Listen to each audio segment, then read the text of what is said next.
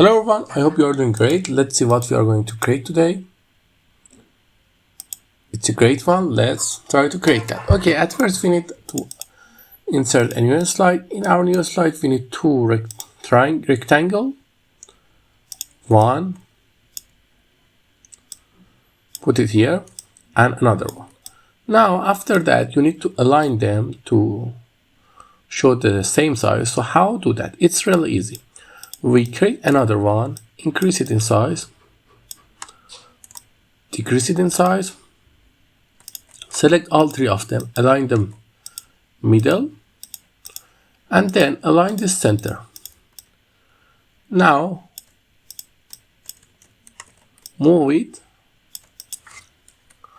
It's good. Now select both of them, go to shape, set the fill to none, and recolor it to color you want. Let's go with this color and give them some shadows,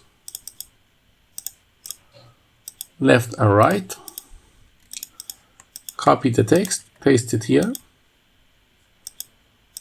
Copy this text, paste it here. Copy this slide.